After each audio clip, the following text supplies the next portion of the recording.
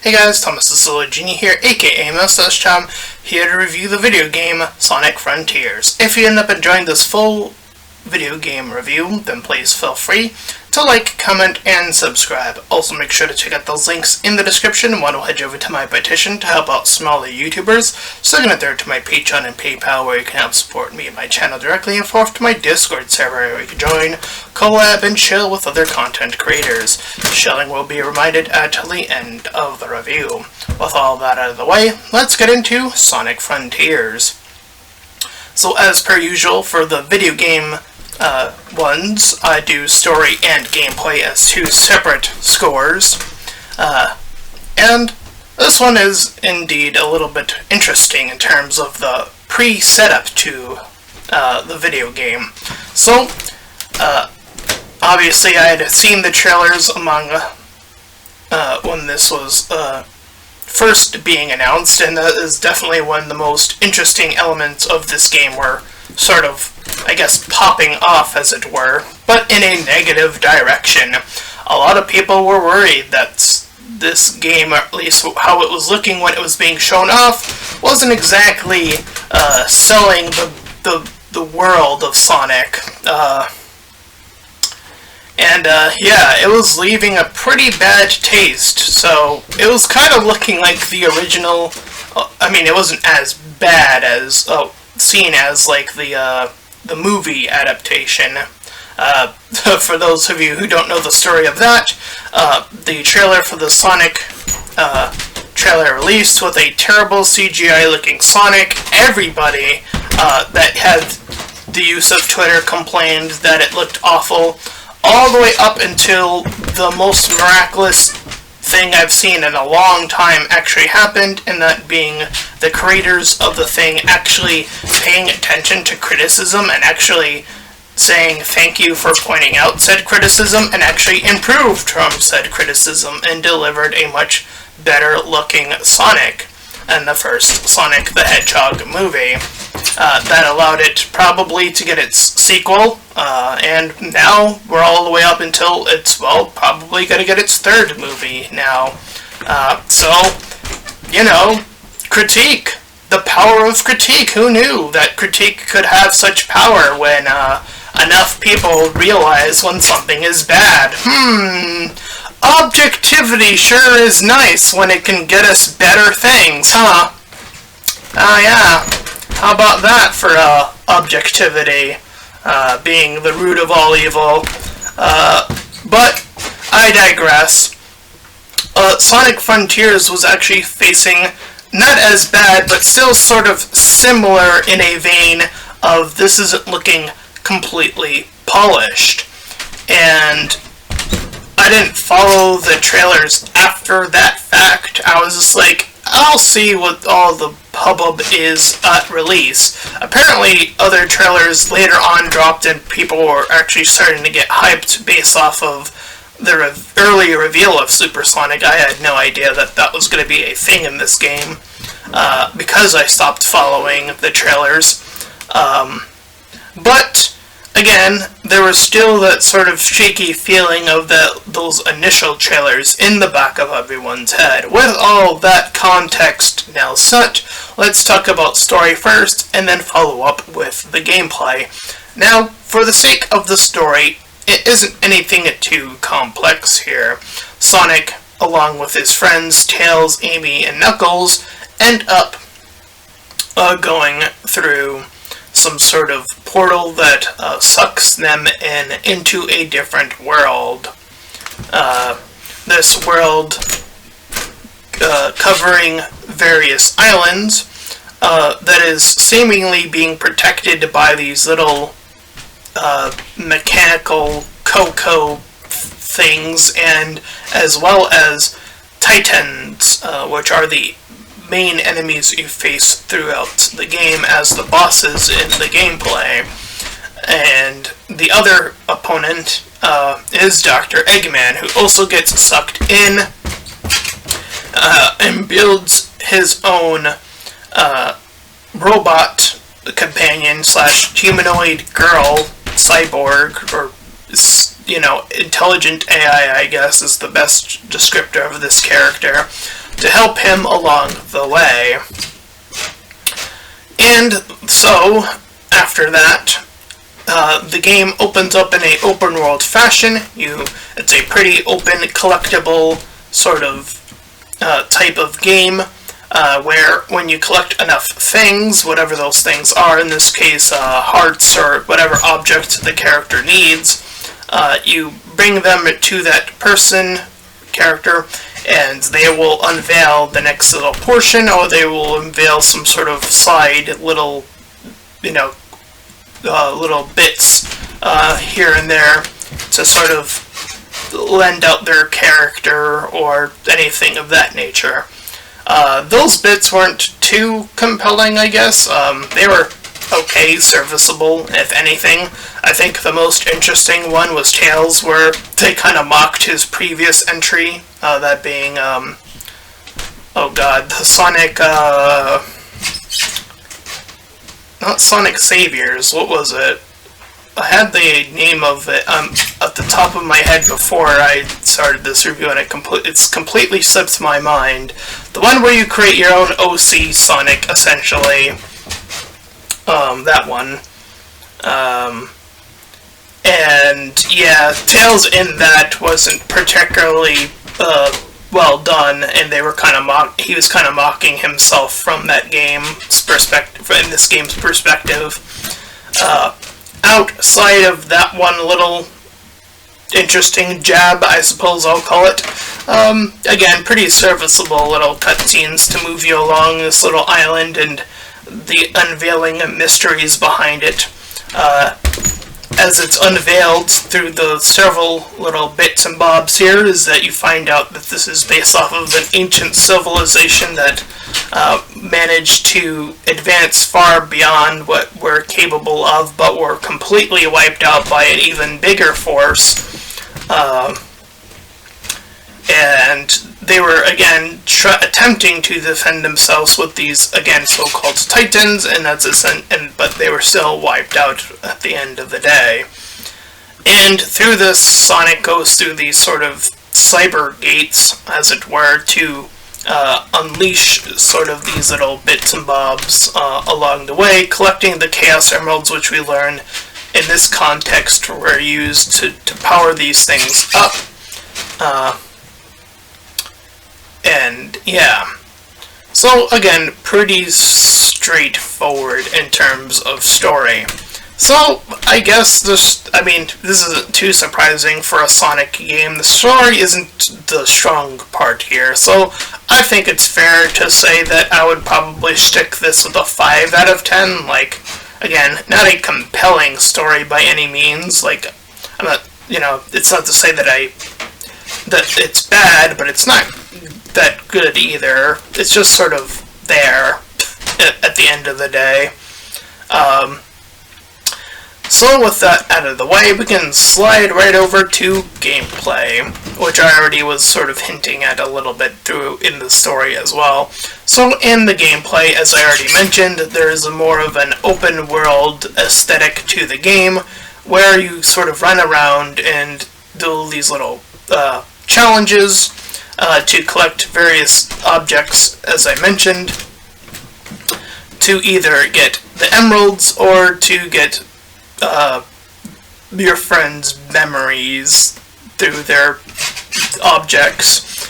So you're doing some of those. You can upgrade your own character Sonic through other means of, like, again, more collecting. And I will say that there are a serviceable amount of stages here in Sonic Frontiers, unlike the previous installment where, and this is a guilty thing of the previous Sonic games, plural, is that the previous Sonic games definitely felt a little bit shorter than this. I will say this one felt a little bit on the longer side, but I was still feeling it. They took that short end and they just inched it for, like, okay, that's, like, serviceable in terms of, like, length. That's what they did with this game, it feels like, in terms of pacing. The areas, there are 5 total maps, and the maps are pretty serviceably big for Sonic to run around in, all things considered. So yeah, definitely hit the perfection there and making sure that all the collectibles are spread out throughout the various islands, and makes you want to kind of explore and do the little mini challenges along the way, since you see them all over the place. So you're like, oh, I'll collect that thing that's right there, and so on and so forth. So I think in terms of its various placements, I think that this game did a particularly great or good enough job there. Sonic's movement in particular has definitely been improved from previous installments of Sonic. From what I can remember, or what I've heard from previous Sonic installments, Sonic and the Black Knight, or whatever that one is called, Sonic Unleashed, the OC one. These Sonic games where like the gimmick is a little bit more harder to buy into with Sonic, I guess, is the best way of putting them. And to be fair, I think all of those games could have been good, and I'll talk about that after I complete about talking about Sonic Frontiers. But I would say again that they've, for the most part, made this one a little bit more. You could stick the landings a little bit easier here. However, I would say that there's still a few foibles. In particular, one where like you can easily do this weird, bizarre air dash thing. I'm not even sure how I can describe it. You probably will see it in the gameplay on my own one, where he's just sort of blast off into the air. I end up doing that like a few times out of nowhere, and I'm not really sure how I end up doing it every single time. That's like the only thing that seems a little bit messy, because how it just sort of activates seems a little bit hard to understand how it even activates, and Sonic's own model looks a little bit wonky on top of all of that. So that one still feels a little wonky. It's probably the only movement of Sonic that feels a little bit wonky. The combat is easy and sufficient enough. There's, a variance of enemies, and how you fight them is a little bit different here and there, but the controls for fighting each enemy is pretty straightforward, though. So all of those stick the landing for me, and had a solid time getting through all of that. The stages were pretty straightforward. There were some tight sequences for the S rank stuff, but I do like that the game does once in a while challenge the what is required to get that S rank, and hiding those little red coins sometimes really well, sometimes too. So there were some challenges that I was like, okay, I see what you're doing here. Now, I will say, and also point out, that there were two quests that really, I think, confused a lot of players from what I was seeing, and even in myself. This being this initial, this one in the first map that is, there are like these 6 flowers, and you're doing, this is like a quest, this is like a main quest with Amy. And there's these 6 flowers, and there are these little bugs that are like flying all over the place. And what you're supposed to do is you're actually supposed to cut the grass using the move called Cyclope, which is where you run really fast in a circle motion. And once you complete the circle, it cuts the grass specifically. And you're supposed to keep cutting the grass, and then once you cut the grass in a spot, you go to a different spot and cut the grass somewhere else. And if you overlap, you don't get any points. And me, along with everyone else, when they were reading the prompt, kept thinking that we were supposed to Cyclope the flowers. But no, that's not the case. You're supposed to Cyclope the grass. So the descriptor on that quest is a little wonky, or at least I don't remember what the wording exactly is off the top of my head, but I remember it being very, going, huh? And again, that's something I saw a lot of other people kind of scratching their heads at initially. Outside of that quest, there was one other one that I will point out that's the timing is tight on it. This one comes a lot later, so I forget which map it's on. I think it's like the one before the last one, where you're like falling from a really high height, and there are like these little circle things that like can like loop you around, and the timing to land again is just really tight, so you have to make sure you're like falling on the right circle one that isn't going to bring you up even once, because I think as soon as you go up once, it's like the timing is just, you won't have enough time to get down to the floor at that point. So outside of those two quests, I would say every other quest is really solid. So again, that's like the good chunk of them, I would say, overall. So yeah, there's definitely a lot of back and forth. The bosses are all satisfying, and of course, I normally don't talk about the soundtracks for games, but the soundtracks for this were really, really solid. Probably the highlight of the game, so no surprise actually there. But they knew exactly what kind of songs to pick out to make you feel like a badass, fast character. Going with the metal route is definitely an upgrade for Sonic in terms of music choice here. I ended up liking the first boss one a lot, favorably so. I'm not saying that the others slacked in that regard, I'm just saying I liked the first one the most, I think. I would have to give the other ones a good listen over again, probably. But I don't know, I probably would come with the same conclusion, maybe. I don't know, again. They're all really good, is what I'm trying to get at anyway. But that's a little bit off to the side. Point being is that on those little segments you play as Super Sonic, so it's more so about just dealing damage and more importantly doing the counters when you get them. And yeah, just absolutely crushing the enemy once you do that. And those are all pretty damn satisfying on top of everything else. So there's a little bit of wonkiness here with two of the quests and like one set of movement. So I can see why I would stick the score for the game currently at a 6 out of 10. I think that's my sufficient landing for this.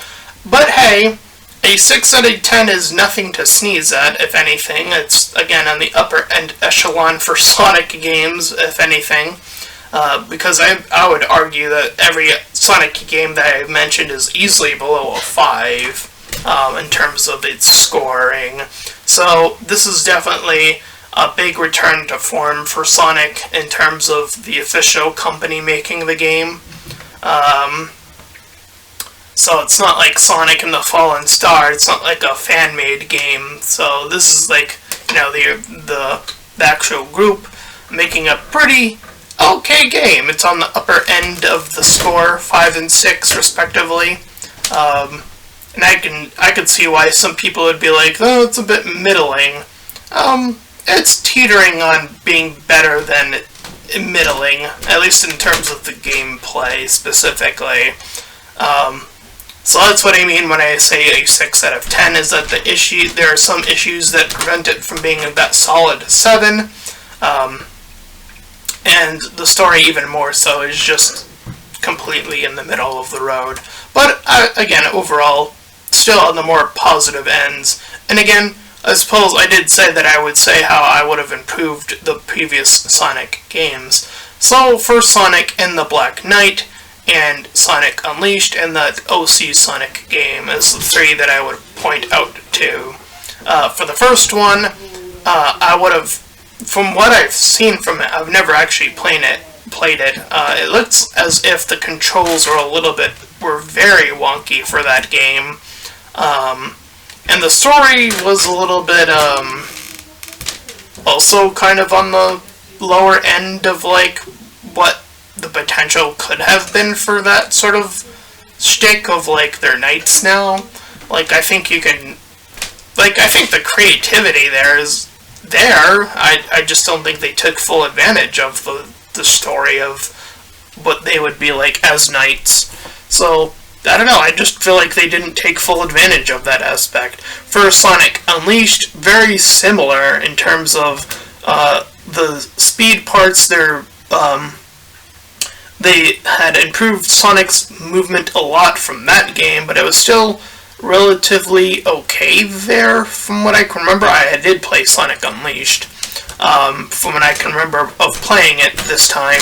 However, the Werehog segments were awful, and how I would have improved those segments in particular is to make those segments play a lot more of something akin to like Devil May Cry, where you can like combo enemies, and simultaneously have really good movement, as I would like to say. I feel like the combat in the Sonic Unleashed portions of him being a werehog were a little bit on the lacking end. His combos were kept pretty basic from what I remember playing of it, so it definitely felt, and he was slow, which was like, oh, okay, well, so yeah, there's that. So yeah. And for the Sonic OC one, the movement I remember for that game actually being really good. It's just that what the story allowed, it was on the shorter end of the stick still, which was arguments I would also make for the other two, in terms of overall. And the other argument I would make for the Sonic OC game in particular is that the amount of options, customizations for the OCs was laughably low for that game. They screwed the pooch on that one. There should have been a lot more options for making Sonic OCs, considering like the Sonic OC fan base is like wild with that shit on their own. Like, the lack of options there is just absolutely absurd, how much they did not care to make it, like, just go all out, you know. And just do something more character work on that one. Tails in that game was really bizarre, from what I remember from playing it specifically. So there's that too. Anyway, and that's from the other material. And that was Sonic Frontiers. If you ended up enjoying this review, then please feel free to like, comment, and subscribe. Also make sure to check out those links in the description. One will head you over to my petition, second and third to my Patreon and PayPal, and fourth to my Discord server. Any and all donations are greatly appreciated. Until next time, everyone, bye-bye.